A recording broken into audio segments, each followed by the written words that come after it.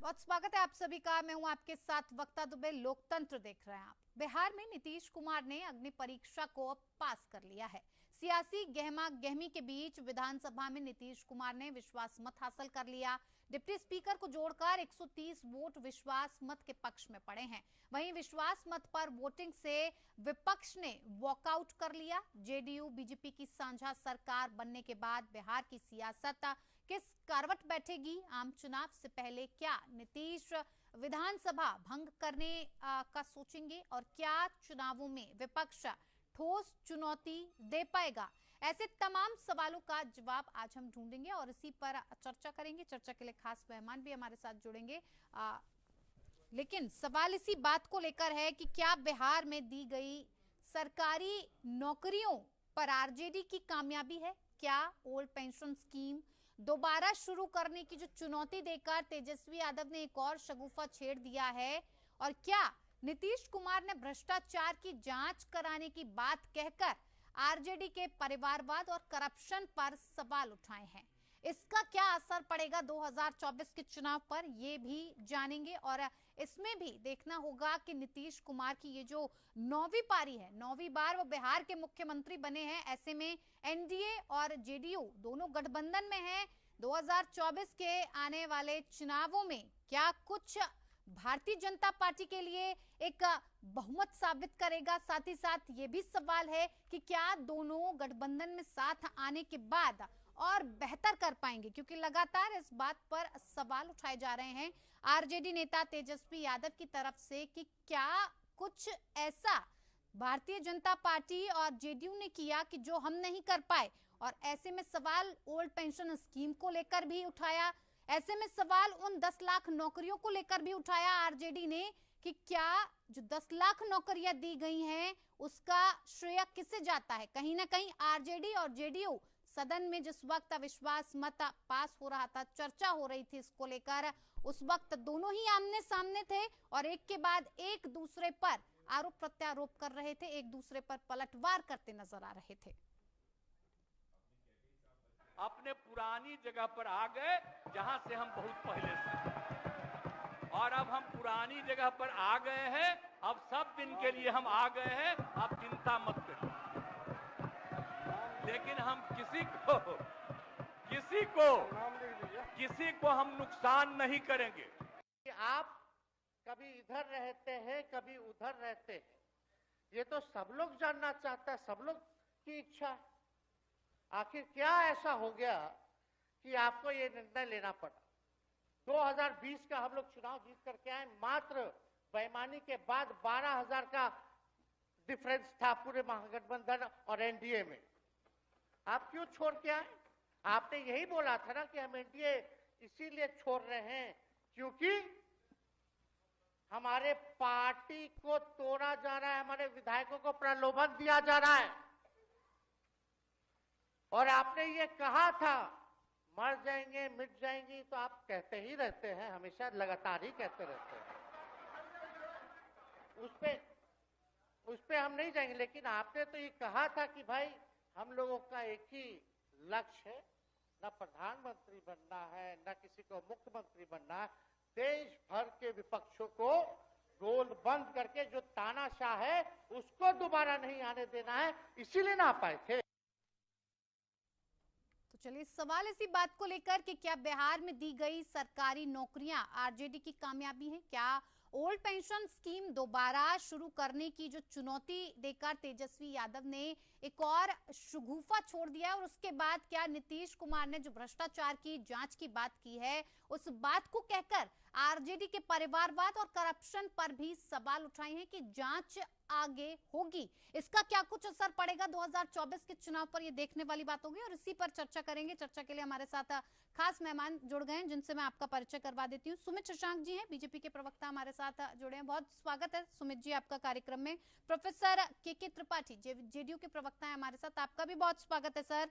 जयंत जिज्ञासु आरजेडी प्रवक्ता है हमारे साथ, आपका भी बहुत स्वागत है। और राजलक्ष्मी जोशी राजनीतिक विश्लेषक के तौर पर हमारे साथ जुड़ी हुई हैं, आपका भी बहुत स्वागत है। शुरुआत सुमित शशांक जी मैं आप ही से करूंगी। अब तो आप लोगों ने बहुमत हासिल कर लिया है, जितने कील कांटे थे सब निकाल कर उन्हें दुरुस्त कर लिया है, लेकिन तेजस्वी यादव कह रहे हैं कि मोदी की कोई गारंटी है कि नीतीश कुमार फिर से नहीं पलटेंगे? देखिए, कील और कांटों की बात हो रही थी, तो बिहार के विकास के क्रम में जो विगत कई वर्षों में लगातार कील और कांटे आरजेडी के का जो प्रायोजित गुंडा तंत्र है, उसने जिस प्रकार से कील और कांटे बिछा करके रखे थे, उस कील और कांटों से बाहर निकालना है बिहार को। समाज के अंतिम पायदान पे बैठा हुआ जो व्यक्ति है, उसकी आंखों के जो सपने हैं, उन सपनों को पूरा करना हमारी प्राथमिकता है। लगातार आपने देखा होगा कि एक ही परिवार में, मैं पूछना चाहता हूँ, उनके प्रवक्ता बैठे हैं यहाँ पे, एक ही परिवार में एक व्यक्ति डिप्टी सीएम होता है, दूसरा भाई मंत्री होता है, बहन राज्यसभा की सदस्य होती है, माताजी मुख्यमंत्री होती हैं और पिताजी स्वयं मुख्यमंत्री होते हैं। तो आखिर वो कौन सी परिस्थितियां थी कि एक ही परिवार के सभी लोग जो हैं वो बड़े पदों पर रहेंगे और बाकी लोग जो हैं, जो जन सामान्य की अगर बात करते हैं और दिल से अगर जन सामान्य वर्ग की बात करते हैं, तो सामान्य वर्ग कहाँ गया, ये भी समझने की बात है। कहीं ना कहीं आपने देखा होगा कि लगातार एक प्रश्न खड़ा होता है कि शिक्षा हमेशा सवाल खड़े करती है, तो जानबूझकर बिहार के लोगों को अशिक्षा के भाव में ग्रसित करके रखा गया ताकि कोई भी व्यक्ति इनके सामने, इनके परिवारवाद के सामने, इनके जंगल राज के सामने सवाल खड़े नहीं कर सके। लेकिन रामधारी सिंह दिनकर ने कहा है कि धारा का मगरों के इंद्र के रावत अड़े, कह दो उनको हटे अगर तो जग में यश पाएंगे, अड़े हुए रावत सूखे पत्तों से बह जाएंगे। नहीं ठीक है सुमित जी, नहीं बात ठीक है, लेकिन सवाल जो मेरा था आप उसका जवाब दीजिए। तेजस्वी ने साफ साफ सदन के अंदर कहा कि मोदी जी क्या इस बात की गारंटी लेंगे कि नीतीश कुमार इस बार नहीं पलटेंगे? देखिए, जिन लोगों ने बिहार को अशिक्षा के भाव में ग्रसित करके रख दिया, जिन लोगों की स्वयं की कोई गारंटी नहीं है, जिन लोगों ने बिहार को एक तरीके से कहीं ना कहीं पलायन पर मजबूर कर दिया, बिहार के सपनों को समाप्त कर दिया, वो लोग मोदी जी की गारंटी की बात करते हैं। मोदी की गारंटी का अर्थ है, लगातार आपने देखा कि 2014 से पहले और 2014 के बाद की सरकारें किस प्रकार से काम कर रही थी और किस प्रकार से हमने जो वादा किया। आर्टिकल 370 की जब बात होती है, कोई भी नहीं कहता था कि आर्टिकल 370 हटेगा। जिस दिन आर्टिकल 370 हटा, उस दिन तक ये लोग सिर्फ सपने बुन के रखे थे कि सिर्फ 35A हम लोग हटा रहे हैं, लेकिन आर्टिकल 370 भी एक साथ हटा दिया। राम मंदिर जब बनाने की बात होती थी तो ये कहते थे कि तारीख नहीं बताएंगे, तो हमने तारीख भी बताया, राम मंदिर भी बनाया। तो लगातार हमने जो वादे किए, हमने अपने वादे पूरे किए। इन्होंने क्या किया, बिहार के भैंसों का चारा चोरी कर लिया।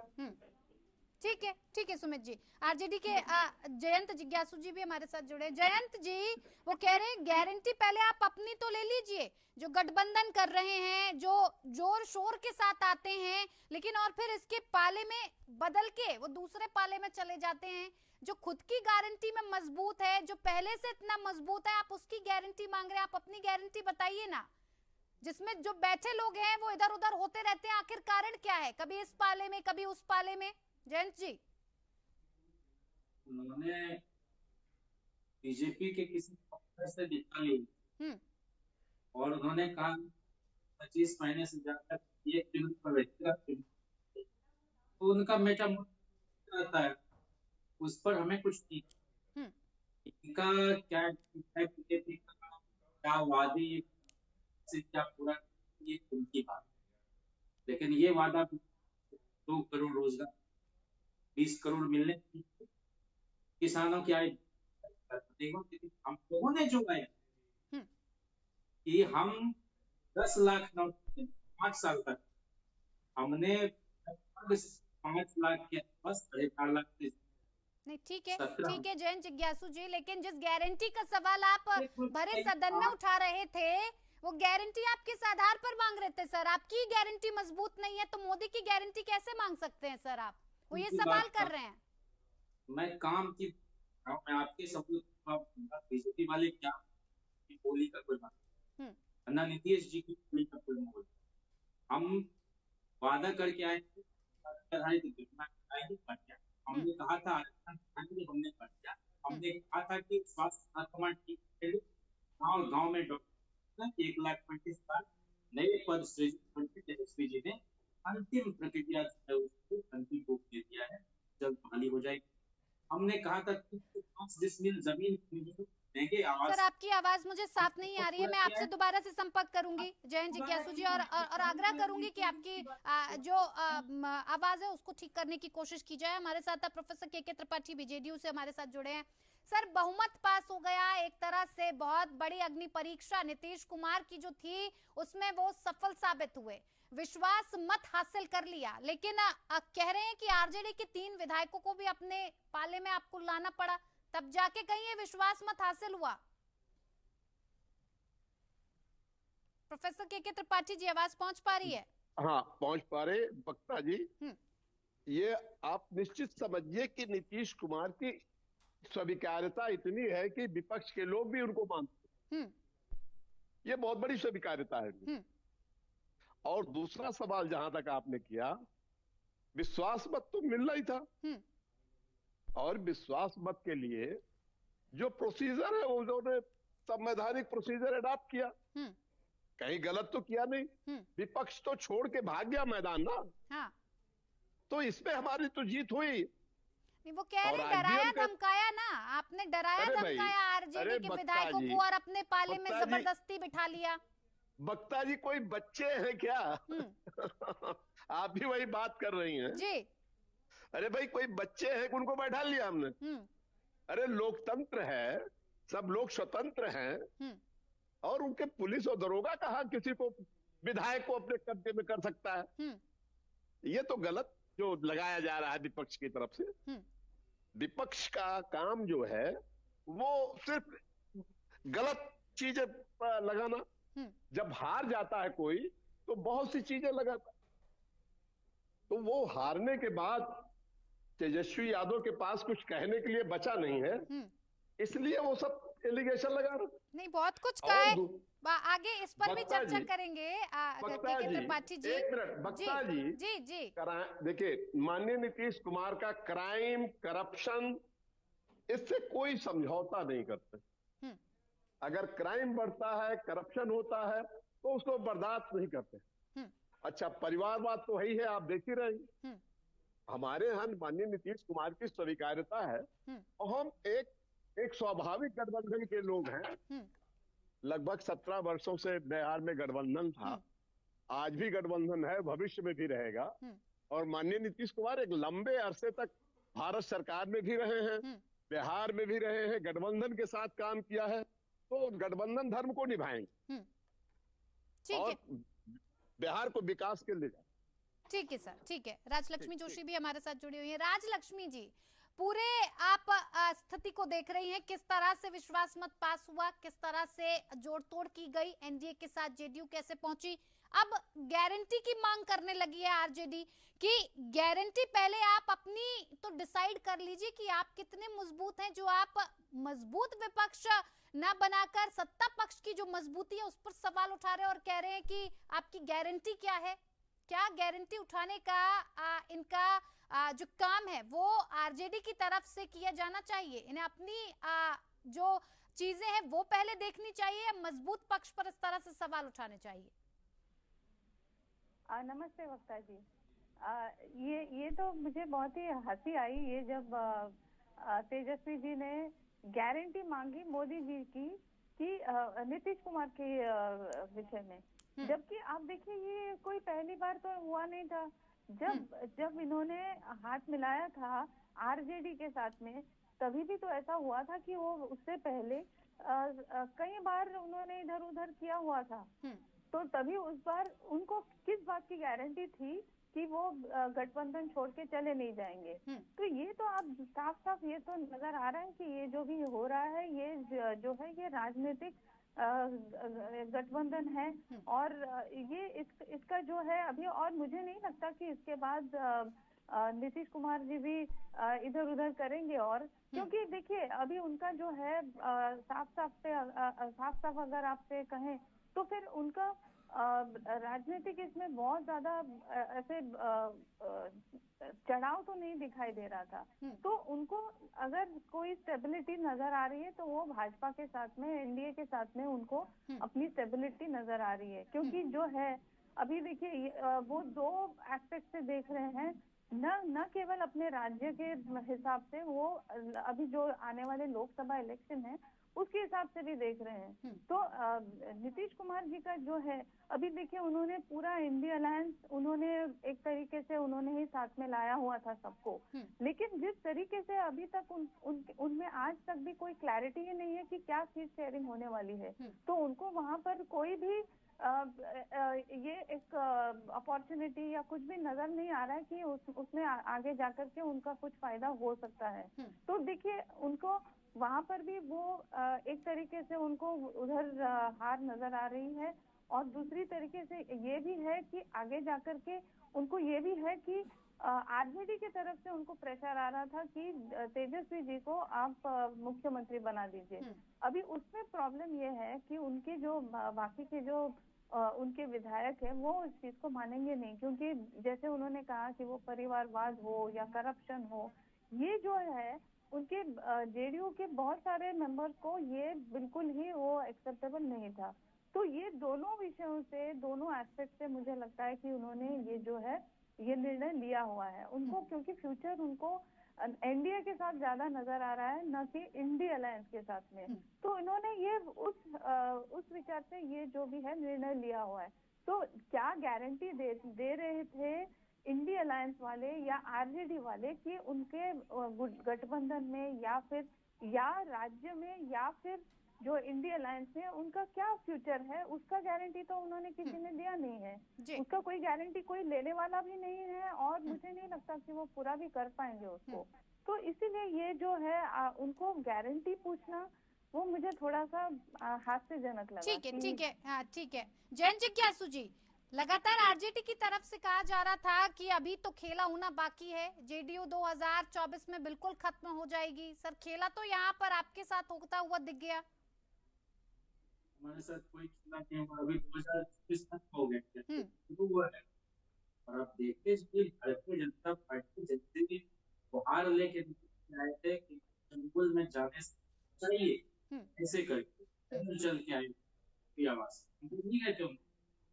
बार बार दिखवाते थे 2000 तो भाजपा उनको फिनिश करने जा रही।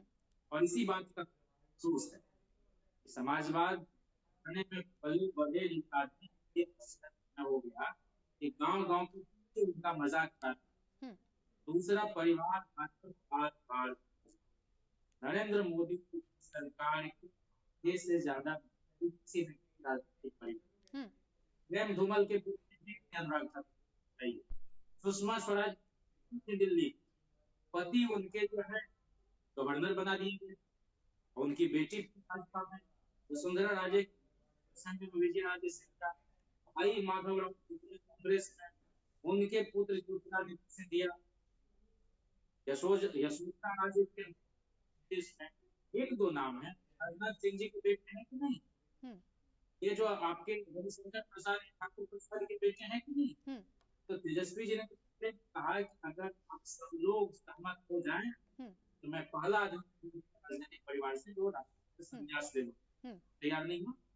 ये तो बहस ही बहुत बेतुकी है। इस पर एक तो नहीं सैकड़ों बार बोल चुका।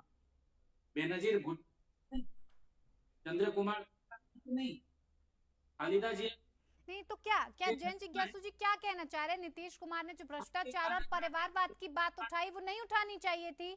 हम ये कह रहे हैं कि आप आपकी बच्ची आपके बच्चे का जन्मदिन कीजिएगा अच्छी बात होगा।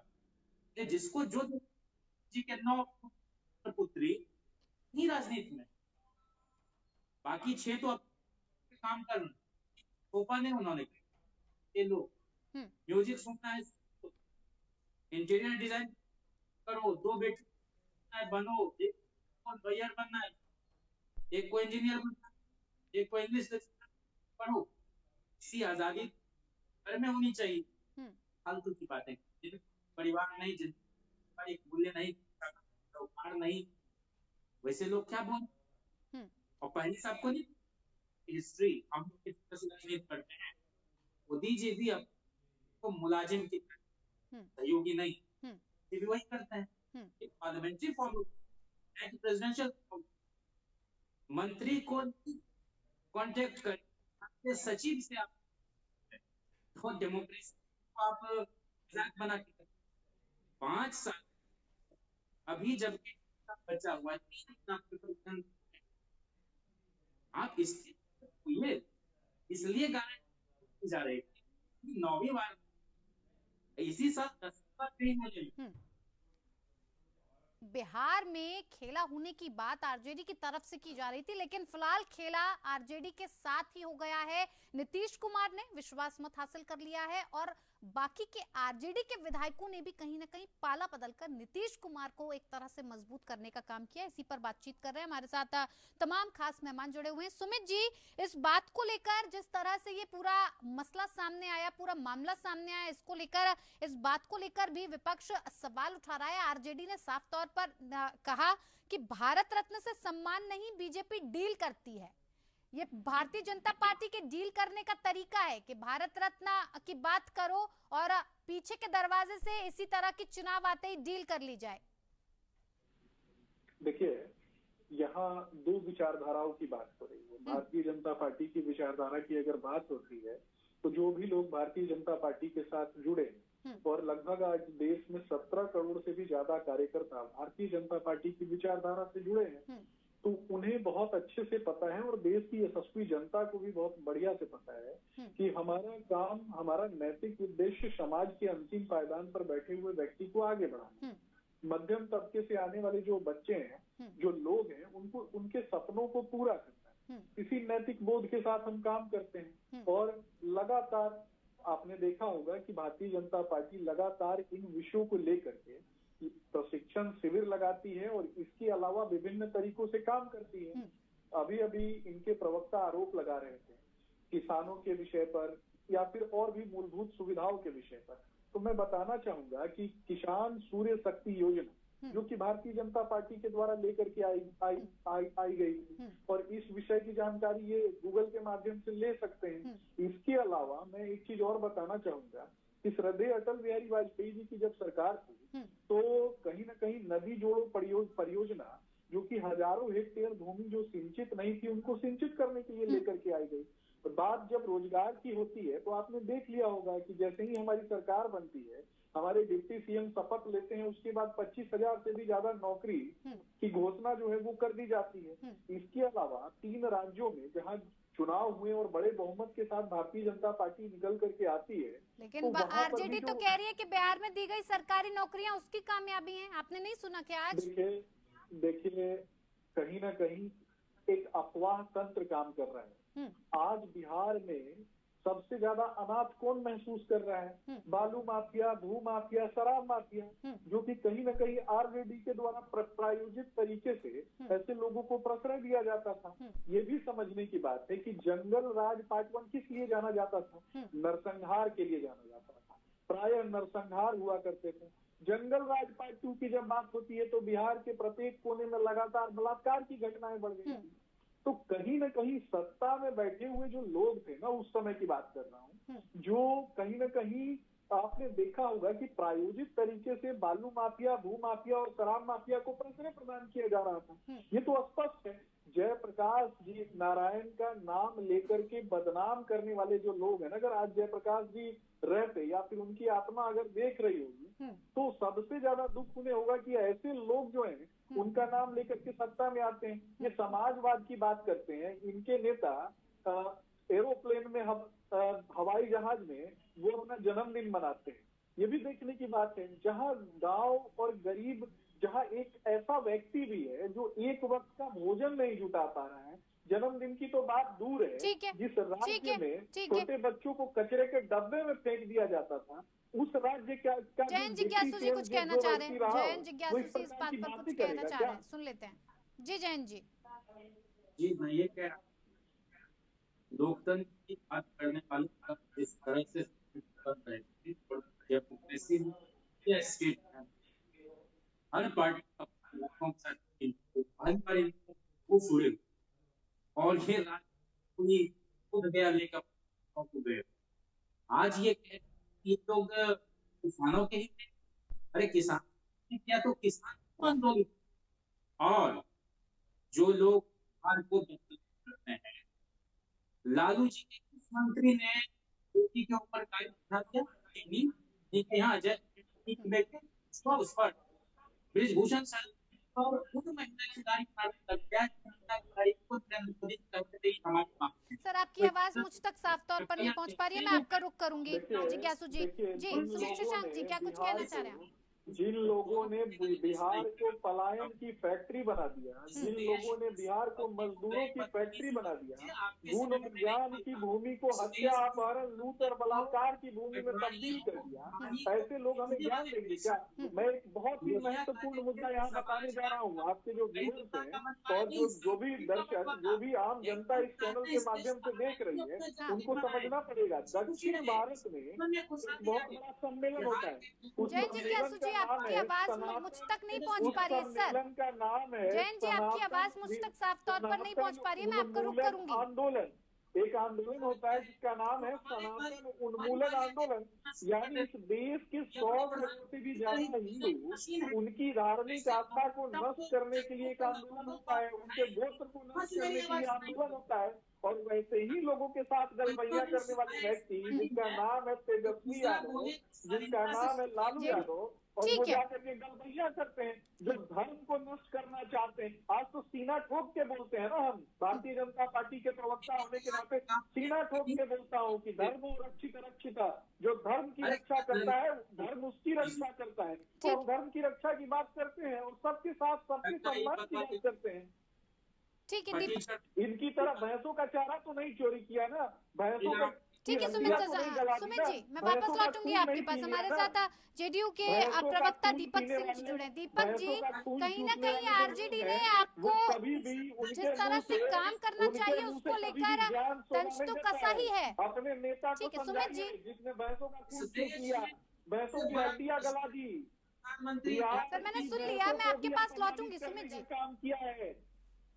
ठीक है सुमित जी, यही स्वयं दर्जे की मानसिकता होती है कि गरीब के बच्चे का सम्मान नहीं है, लेकिन राजकुमारों का सम्मान है। चांदी का चम्मच लेके पैदा लेने वाले जो लोग हैं वही राज करेंगे। ये किसकी बात में लिखा हुआ है? ठीक है सुमित जी, मैंने सुन लिया आपको। मैं वापस लौटूंगी आपके साथ। मुझे बाकी के लोगों को भी मौका देना है। दीपक सिंह जी हमारे साथ जेडीयू के प्रवक्ता जुड़े हुए हैं। दीपक जी, इस बात को लेकर आरजेडी ने साफ आप पर कहीं ना कहीं सवाल उठाए हैं कि ओल्ड पेंशन स्कीम को क्या दोबारा शुरू किया जाएगा। एक तरीके से आरजेडी ने इस बात का सवाल उठाया है कि अब तो आप सरकार में पूरी तरह से आपके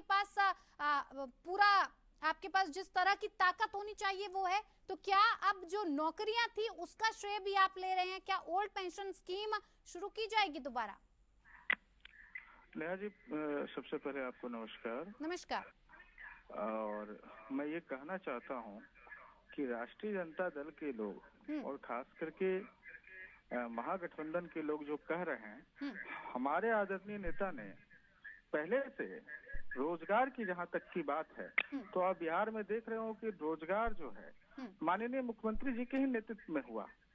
और रही बात ओल्ड पेंशन, वो तो कह रहे हैं ना आरजेडी वाले साफ तौर पर। आज का आपने सुना नहीं सर कि सरकारी नौकरियां आरजेडी की कामयाबी हैं? वो लोग तो ऐसे ही कहते हैं नेहा जी, उनका काम है कहना और वो कहते रहे। और जनता जानती है कि राष्ट्रीय जनता दल सिर्फ कह सकती है, कर नहीं सकती है। जी बिल्कुल दीपक जी, यानी कि जो आरजेडी ने सवाल उठाए वो सिर्फ अफवाह है, किसी तरीके की सच्चाई उसमें नहीं है। आरजेडी ही अफवाह है, मैं तो ये कहना चाहता हूँ। जब तक आप पार्टी में थे सर तब तक नहीं समझ आया कि आरजेडी अफवाह है। तब तो आप गठबंधन में थे, सरकार चला रहे थे सर। हम लोग जब गठबंधन में थे, हाँ, जब सरकार वो हम लोग और एक बार नहीं कई बार आए। नहीं कई बार आए, मगर उन्होंने सरकार को चलने नहीं दिया सही तरीके से। ये तो एक बार में समझ में आ जाता है ना। नहीं उन्होंने विकास की कभी बात नहीं की नेहा जी। हाँ, राष्ट्रीय इस जनता बार दल, जब आप गठबंधन में आए थे तब क्या विकास की बात हुई थी या सिर्फ राजनीतिक विकास की फायदे के बात लिए हुई आप थी। आए? नहीं, राजनीतिक फायदे के लिए हम लोग नहीं आते हैं। जनता दल यूनाइटेड, हमारे आदरणीय मुख्यमंत्री जी सिर्फ बिहार की विकास की बात करते हैं और विकास के लिए ही हम लोग आए वो तो थे। ये भी कह रहे हैं कि जरा पूछ लीजिए कि कब तक नीतीश कुमार जी टिकेंगे एनडीए में, दोबारा से नहीं, पाला हम- यहीं का करेंगे और फिर लौट कर आएंगे आरजेडी में? अरे ये लोग कह रहे हैं और ये लोग कह रहे हैं, हमारा काम है सुनना। ये कहावत है ना कि खिसियाई बिल्ली खंबा नोचे। तो मैं इतना ही कहना चाहूंगा नेहा जी, राष्ट्रीय जनता दल और महागठबंधन के साथियों के लिए।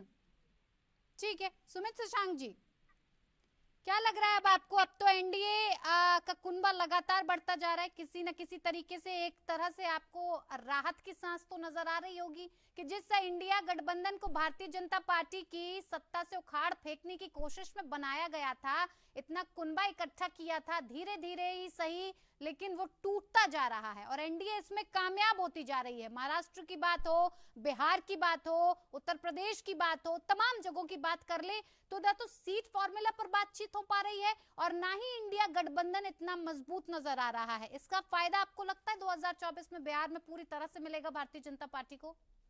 देखिए, ये समझना पड़ेगा और आम जनता को बहुत अच्छे से ये सारी बातें जो हैं वो कहीं ना कहीं क्लियर हो चुकी हैं कि एक तरफ परिवारवाद की मंडली है जिसका नाम है इंडिया अलायंस, लालू परिवार, मुलायम परिवार, स्टालिन परिवार और पूरा का पूरा परिवारवाद का जमात जो अपने अपने बेटों के पारिवारिक बिजनेस को और पॉलिटिकल बिजनेस को सेटल करने में लगा हुआ है। दूसरे तरफ गांव, गरीब, मजदूर, इन सभी के नेता, देश के यशस्वी प्रधानमंत्री आदरणीय नरेंद्र मोदी जी जो सबके कल्याण की बात करते हैं, सबके उत्थान की बात करते हैं। महा उपनिषद के सब, जब हम धर्मो रक्षित रक्षिता कहते हैं तो उसी धर्म में हमें ये बताया है कि महा उपनिषद के शब्द वसुधैव कुटुंबकम की नीति को मानते हुए हम संपूर्ण विश्व को अपना कुटुंब कहते हैं। G20 का जब सम्मेलन होता है भारत में तो वैश्विक परिदृश्य में अफ्रीका जैसा 55 देशों का जो यूनियन है उसको भी बराबरी और सम्मान के साथ बैठाना, ये कहीं ना कहीं इस बात को दर्शाता है कि मर्यादा पुरुषोत्तम श्री रामचंद्र जी जब रामायण के पूरे इसमें आपने देखा होगा, रामायण की जो पूरी कहानी में देखा होगा कि मर्यादा पुरुषोत्तम भगवान श्री राम जब अपने वनवास जाते हैं और वनवास के क्रम में वो किस प्रकार से समाज के अंतिम पायदान पर बैठे हुए व्यक्ति को आगे बढ़ाते हैं, कैसे सबको लेकर के समाज के कल्याण के लिए आगे बढ़ते हैं। जिस जनता की आप बात कर रहे हैं आज तो वो भी अपने आप को ठगा हुआ सा महसूस कर रही होगी कि ये राजनीतिक दल आखिर जनमत के आदेश के साथ बनाई जाती है सरकार इनकी राज्य में, लेकिन ये पाला बदल कर विधायकों को तोड़ मरोड़ कर गठबंधन की सरकार बना लेते हैं जिसे शायद जनता स्वीकार भी नहीं करती। शायद जनता नहीं चाहती कि एनडीए के साथ जेडीयू आए, शायद जनता नहीं चाहती कि इस तरह की सरकार तोड़ मोड़ के बनाई जाए। आप ये धोखा नहीं कर रहे हैं क्या सारे दल मिलकर? लेकिन निश्चित रूप से ये भी समझना पड़ेगा कहीं ना कहीं कि जब बिहार में आपने देखा होगा कि पूर्व में एनडीए को बहुमत प्राप्त था, परंतु बाद में चाहे वो परिस्थितियां जो भी रही हो, बिहार के माननीय मुख्यमंत्री जी ने पाला बदला। वही कह रही हूँ ना, सभी राजनीतिक दलों की बात की, सिर्फ एनडीए की नहीं की। आरजेडी का मन करता है तो जेडीयू से गठबंधन कर लेती है, जेडीयू का मन करता है उठकर तो वो एनडीए के साथ पाले में आ जाती है। इसमें बिहार की जनता का क्या दोष सर कि वो इस तरह की चीजों को झेले? देखिए, इस बात को समझना पड़ेगा। एक कहावत है, अंधों में काना राजा। लालू जी बहुत चालाक नेता है, उन्होंने जानबूझकर बिहार के भविष्य को अंधकार में धकेल दिया ताकि राजनीतिक रूप से जो उनका काना नेतृत्व जो क्षमता विहीन था वो कहीं ना कहीं राज कर सके। और इसीलिए बिहार का जो क्वालिटी ब्रेन ड्रेन कराया गया। इस पूरे देश में 3 सबसे बड़े पलायन होते हैं। एक तो जब भारत का विखंडन होता है 2 देशों के रूप में तो सबसे बड़ा पलायन होता है। दूसरा कश्मीरी माताओं बहनों का और ब्राह्मणों का पलायन होता है। और तीसरा पलायन जो है वो लालू जी के द्वारा करवाया जाता है, जिसको कहते हैं क्वालिटी ब्रेन ड्रेन। ताकि क्वालिटी ब्रेन जो है अगर बिहार में नहीं रहेगा तो अंधों में काना राजा जो कहावत है वो चरितार्थ हो पाएगा। और आज इन्हीं चीजों को हम देख पा रहे हैं। तो जो अंधों में काना राजा कहावत चरितार्थ आज जब नहीं हुआ, बालू माफिया, भू माफिया और शराब माफिया के द्वारा प्रायोजित एजेंडा सेट नहीं हुआ, और जब तो जब आपकी सरकार थी तब भी यही स्थिति थी, यही चीजें सुनने को मिलती थी तब भी बिहार में, किस तरह से बालू माफिया हो रहा है, इसी तरीके का जंगल राज नजर आता था सर। देखिए ये क्या बदल क्या गया सर? ये आरोप जो है आपको समझना पड़ेगा, बहुत ही अच्छे तरीके से देखना पड़ेगा। जब मैं अपनी बात कहता हूँ, जब हम लोग छोटे थे तो उस समय में घरों से बाहर निकलने में मजबूरी हो जाती थी शिक्षा व्यवस्था के लिए। मैं लौटूंगी जैन जिज्ञासु जी से, एक रिएक्शन ले लेते हैं इस पर। जी जैन जिज्ञासु जी। देखिए ये सब अफवाहबाज गिरोह के लोग हैं। हाँ। इनका काम है देश को तोड़ना। जिज्ञासु जी आपकी आवाज पहुंच पा रही है हम तक? भैंसों का चारा चोरी किया, अलकतरा चोरी किया, जमीन उनका संपर्क हमारे साथ टूट गया। दीपक जी भी हमारे साथ। दीपक जी, आपने कहा कि 15 साल तक आपको मौका दिया काम करने का, लेकिन बिहार में कोई काम नहीं हुआ। क्या लग रहा है कि सिर्फ आप ही सरकार में जब थे, सिर्फ जेडीयू की ही सरकार ने काम किया है, आरजेडी ने किसी तरीके का कोई काम नहीं किया? फिर इस तरीके के आरोप आप पर क्यों बार बार लगाए जाते हैं? न तो आपने नौकरियां दी, भ्रष्टाचार का जो आप आरोप लगाते हैं ऊपर आरजेडी के ऊपर आपने थोप दिया कि आप कार्रवाई कराएंगे। सर इतनी भ्रष्टाचार पार्टी थी, इतनी भ्रष्ट पार्टी थी आरजेडी, तो आप गठबंधन में आए क्यों, और अब आप जांच कराना क्यों चाहते हैं? नेहा जी सबसे पहले सर माफ कीजिएगा, पहले तो मैं आपको करेक्ट कर दूं कि मैं नेहा नहीं वक्ता हूं सर। क्षमा प्रार्थी जी। मैं ये बताना चाहता हूं कि हम लोग जब सरकार में आए तो बिहार के विकास के, बिहार की जनताओं के विकास के लिए माननीय मुख्यमंत्री जी ने, आपने कहा कि रोजगार और विकास की बात, तो रोजगार और विकास बिहार की जनता जानती है कि आदरणीय मुख्यमंत्री के नेतृत्व में बिहार में कितना विकास हुआ। बिहार की विकास जनता हर एक गांव में आप चल जाओ, सड़क नाला बिजली, ये माननीय मुख्यमंत्री जी जब सत्ता में आए उनके नेतृत्व में हुआ। रही बात राष्ट्रीय जनता दल की, तो राष्ट्रीय जनता दल आप इससे पूर्व में भी देख सकते हैं कि राजद की क्या स्थिति रही है। राष्ट्रीय जनता दल और राष्ट्रीय जनता दल के लोग जो हैं वो, मैं ये नहीं कहना चाहता हूँ, मगर वो जग जाहिर है कि जंगल राज की क्या सरकार थी। रही बात, बार बार एक ही गलती क्यों दोहराते हैं जब आपको इतना पता है कि जंगल राज है, आरजेडी के साथ आपका भविष्य सुरक्षित नहीं है, लौटकर आपको एनडीए में ही आना पड़ेगा, तो बार बार की गई गलती तो गलती नहीं होती है ना, ये तो जानबूझकर राजनीतिक फायदा उठाने की बात होती है। ये सियासत है, मैं बताना चाहती हूँ, ये सियासत है। सियासत में, राजनीति में ऐसी होती है। और यानी जहाँ फायदा वहाँ जेडीयू, जहाँ फायदा नहीं। ये बिहार की विकास की बात, हमें लगा कि राष्ट्रीय जनता दल के साथ हम लोग रह के बिहार की विकास कर सकते थे, तो हम लोगों ने राष्ट्रीय जनता दल के साथ अलायंस किया, मगर उनके साथ रहने के बावजूद भी उन्होंने विकास की बात नहीं की, उन्होंने कभी विकास का चर्चा नहीं किया, वो सिर्फ अपना मनमानी करते थे। इसलिए हमारी मजबूरन, हम लोगों की मजबूरी बन गई जो हम लोग एनडीए के साथ अभी आए। कब तक है एनडीए में सर? कब तक है ये कोई सवाल नहीं है। हाँ, मतलब राजनीतिक फायदा वहाँ पूरा होते ही क्या आरजेडी का रुख कर लिया जाएगा? मैंने पहले भी कहा, हम लोगों की दल, जनता दल यूनाइटेड कभी राजनीतिक फायदा के लिए ऐसा नहीं करती है। सर अभी तो आपने कहा सियासत है, सर आप अपनी बातों पर ही नहीं रह रहे हैं। सर अभी तो आपने कहा कि सियासत है, और ऐसा होता है सियासत में। नहीं कर रहा हूँ मैं, राजनीतिक फायदा की बात नहीं कर रहा हूँ। मैं बिहार की जनताओं के विकास के लिए बात कर रहा हूँ, बिहार के विकास के लिए बात कर रहा हूँ। बिहार के विकास के लिए लगा था हम लोगों को कि राष्ट्रीय जनता दल के साथ रह के हम बिहार के लोगों का विकास कर सकते हैं, तो हमने राजद के साथ गठबंधन किया, मगर उन्होंने ऐसा होने नहीं दिया, तो हमारी मजबूरी थी, इसलिए हम लोग एनडीए के साथ आए। और ठीक है, राजलक्ष्मी जोशी जी क्या कहेंगी इस पर आप? क्या कहीं ना कहीं बिहार की जनता को एक जिस तरह की सरकार का वादा किया जाता है, जिस तरीके के कैंडिडेट को या उम्मीदवार को दिखाकर जनता सरकार बनाने का जो अपना लक्ष्य है वो चुनती है, कहीं ना कहीं बिहार की जनता के साथ एक बार नहीं, दो बार नहीं, हजारों बार धोखा हो रहा है और लगातार होता जा रहा है? जी, बिहार में बहुत सारे विषय चिंताजनक तो है, क्योंकि देखिए उसमें जो है, अभी आप अगर देखें तो शिक्षा का जो स्तर है वो बहुत ही नीचे है, लोएस्ट है बिहार में।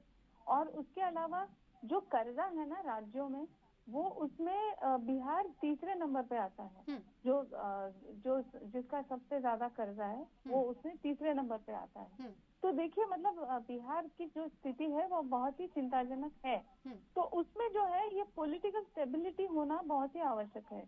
तो उसमें अभी आप जो कह रहे हैं वो बराबर ही विषय है कि जो सरकार चुनी जाती है उसको मेरा मानना ये है कि जो अलायंस पहले या तो प्री पोल अलायंस जो अनाउंस की जाती है उस पर स्थिर होना चाहिए, या तो फिर जो है वो मैनिफेस्टो वगैरह वगैरह जो है वो उसको किस तरीके से निभाया जाता है या नहीं, ये भी इलेक्शन कमीशन ने देखना चाहिए। क्योंकि ये देखिए बहुत राज्यों में ऐसा देख रहे हैं हम लोग, जैसे महाराष्ट्र में आप देखिए कि क्या हुआ था। बिल्कुल कि जो गठबंधन था, जो प्री पोल अलायंस था भाजपा और शिवसेना के बीच में, तो उसको तोड़कर शिवसेना चली गई और उसने गठबंधन बना लिया एनसीपी और कांग्रेस के साथ में। ठीक है। तो देखिए वो जो है वैसे ही स्थिति आप कहेंगे कि बिहार में भी हुआ था।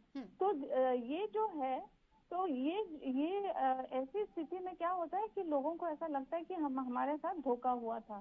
तो ये मतलब उसकी वजह से क्या होता है कि जो पॉलिसीज होंगी, जो उसके जो स्कीम्स होंगे, वो उसके लिए कोई भी मतलब वो आंसरेबल कोई होता नहीं है कि मतलब ये सवाल का जवाब कौन देगा कि आपने मैनिफेस्टो में तो कुछ और कहा था, आपने इलेक्शन कैंपेनिंग के वक्त कुछ और कहा था, अभी आप किसी और के साथ गठबंधन में हैं।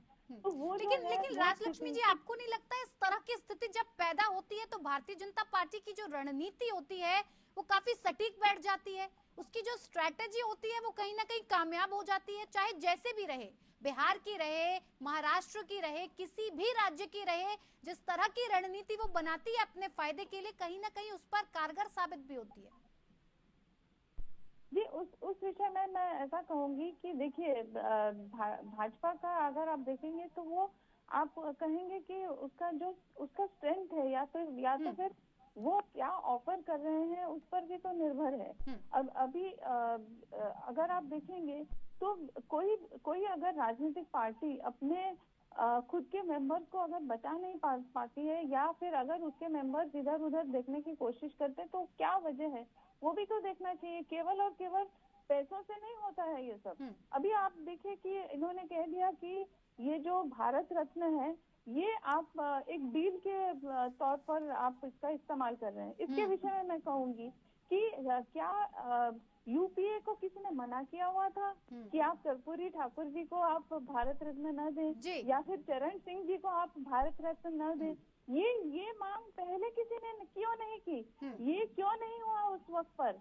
अगर आज अगर भाजपा ने इसका ऐलान किया हुआ है तो वो राजनीतिक फायदा हो जाता है ना राजलक्ष्मी जी फिर। जी बिल्कुल, मैं कहूंगी कि इसका टाइमिंग उन्होंने सही वक्त पर किया है, लेकिन उन्होंने जो स्टेप लिया है वो अच्छा ही तो लिया है।